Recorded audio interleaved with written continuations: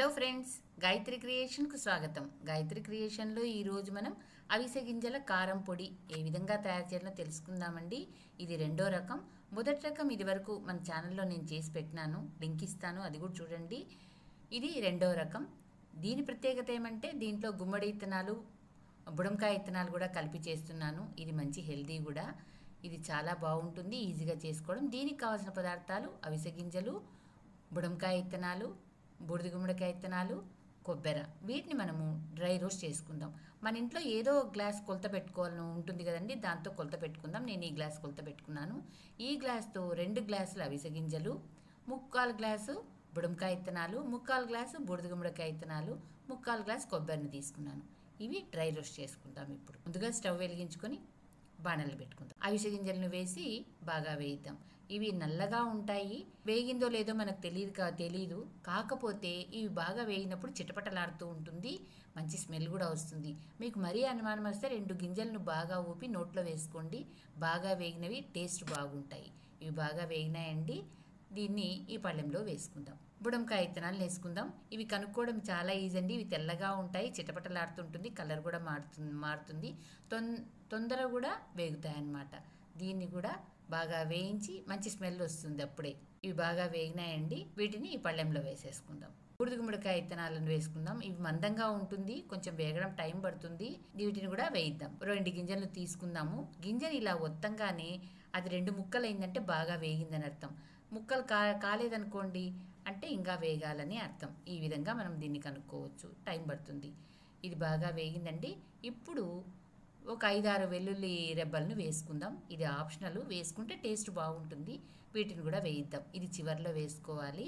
ఇప్పుడు stove off చేసేసి ఒట్టి కొబ్బరిని వేసుకుందాం. ఎందుకంటే ఒట్టి కొబ్బరి పొడి కాబట్టి మాడుతుంది. ఇప్పుడు స్టవ్ ఆఫ్ చేసేంత వేసుకోవాలి. దీన్ని కూడా బాగా అంతా కలిపేసి మనము ఇదివరకు వేయించి పెట్టుకున్నటువంటి అవిసె గింజలు, బుడమెత్తనాలను వీటిని కూడా ఈ వేడివేడి బాండట్లో వేసేసుకొని బాగా కలిపి మూత పెట్టి చల్లారిన తర్వాత మనము కొద్దిగా మిక్సీకి వేసుకుందాం. ఎందుకంటే ఇవి ఆయిల్ సీడ్స్ కాబట్టి ఒకసారి అంతా బాగా మనం మిక్సీ పట్టుకున్న తర్వాత బరకగానే వస్తుంది. రెండోసారి మళ్ళీ మనం మిక్సీ పట్టుకోవాలి. ఈ విధంగా బాగా చల్లారిందండి. ఇప్పుడు మనము రుచి అంటే నేను 2 ఉంటల బెల్లాన్ని వేస్తున్నాను. మీరు తీపి ఇష్టం ఉంటే వేసుకోండి, లేకపోతే లేదు. ఇప్పుడు రుచికి తగినంత ఉప్పును కూడా వేసేసుకుందాం. మనము దీనికంతా పొళ్ళకు పచ్చళ్ళకు కల్లుప్పును వేసుకుంటే బాగుంటుంది. రుచి తగినంత ఉప్పును వేసుకుందాం. దీన్నంతా బాగా కలిపేద్దాం. దీన్నంతా బాగా కలిపేసి కొద్దిగా మిక్సీకి పట్టుకొని వద్దాం. ఈ విధంగా మొత్తం మిక్సీ పట్టుకున్నామండి. ఇది బరకగా ఉంది.